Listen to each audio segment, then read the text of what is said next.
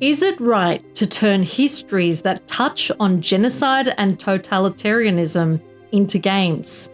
Is the very act of play a direct contradiction to the seriousness of political history? In The Berlin Apartment, this short narrative-driven game explores the history of Berlin through the people who live in an apartment over 100 years of history, uncovered as Malik and his daughter Dilara renovate the apartment in the modern day. As they uncover the layers of the apartment, so they uncover its stories. In doing so, the game explores the power of stories to construct our histories and ourselves. Berlin has had a tumultuous history, and the chapters here cover the rise of fascism, the division of East and West Berlin, and hints at the modern refugee crisis. As someone who has family that lived through the Soviet occupation of Eastern Europe, I connected with the subject matter in this game. Each vignette takes around 30 minutes to play, and with a total playtime of around 3 hours, it won't take you long to get through the stories within. In covering a different section of history, each segment takes on its own style and gameplay. Each chapter has light gameplay elements that support the narrative, from a paper plane throwing simulator to a packing game. The mechanics on the throwing games are a little unintuitive, often having to aim higher than the throwing location when trying to send rubbish down a chute or get the paper plane across a wide avenue of turbulence.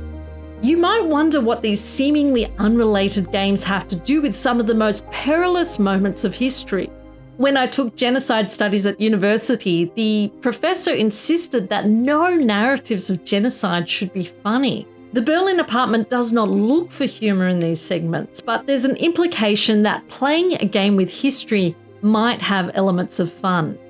Some might even say that the cartoonish style and casual minigames don't match the serious themes within the story, but I think this engenders more empathy with the characters. The developers succeed in treading this fine line, especially in the chapter on 1933. Here, a light packing game is turned into something more terrifying as you come to understand why the character is packing. With these mixed genres and styles, the game sometimes struggles with consistency. The guardrails of the game's setting in a single apartment mean that the characters are never truly threatened, even in the first chapter when, to my terror, you have to throw a paper plane into a guard tower. But when the Berlin Apartment hits the high point of this storytelling in the 1945 chapter, it hits really hard. I'm going to briefly discuss some spoilers for this chapter. If you don't want to hear them, then skip ahead in the chapters below. In the chapter Silent Night, set in 1945, a young girl decorates the crumbling apartment with homemade ornaments. It's Christmas, but it's clearly cold and the family within are visibly poor. We garner our empathy for this young girl because she is longing for her father to come home at Christmas, much like the girls in Little Women. But when she goes out into the wreckage of the apartment to search for more decorations, we realise that her father was a member of the Nazi Party and isn't coming home.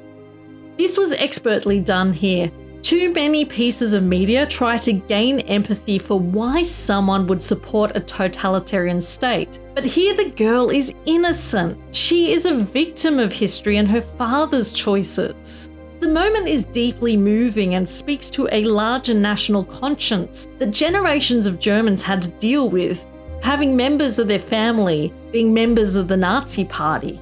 After this revelation, decorating the tree with broken remnants of the fascist state takes on a deep pathos. These casual games are usually the domain of the cozy, but here they become something else, and this is representative of the apartment itself. Our homes are meant to be safe and warm, but sometimes they are not. Sometimes they are houses of loneliness, cages of fear and crumbling ruins. Sometimes they are palaces and prisons of the imagination. And sometimes they are the place for a fresh start. Within these themes, I would have liked to see more development of Malik and Dilara's story about finding home in Berlin, as it beautifully counterpoints Joseph Lieberman's story in 1933. What we do know about these characters is told through their interactions in the apartment between chapters as the apartment becomes progressively renovated. Overall, there's a question of whether these stories are real or whether they're fictions of Malik's imagination to keep his daughter entertained while they work. But the game addresses this, both to the characters and to the player. Malik says, "When you make up a story, you're always taking on a bit of the person you're telling the story about. This empathy is the point of the game. Dilara wants to be reassured after every story that the people in it were okay. But in fictionalizing history, we know this isn't always the case. The Berlin Apartment is a gentle and personal game about complex historical issues. For game writers, playing with history can be like playing with fire. But if we do it responsibly, with empathy and deep understanding, that shines through the work. Those who are willing to sit with these stories and listen will be rewarded by their empathy. By focusing on personal stories at key moments, we gain a deeper understanding of how oppressive systems affect people on a day-to-day level. It's a reminder that when writing about history, to include the details of the people who experienced it. As players, we connect more when history is personal. The Berlin Apartment wants us to develop our empathy for those around us, especially for those who might be different to us, so that these histories don't happen again." Have you played the Berlin Apartment? I'd love to hear your thoughts on it, thoughts on the story, if it's successful or not and what it's intending to do. Share your thoughts with me in the comments below. And if you want to see more reviews of independent games, especially focusing on narrative and game writing, do hit that subscribe button.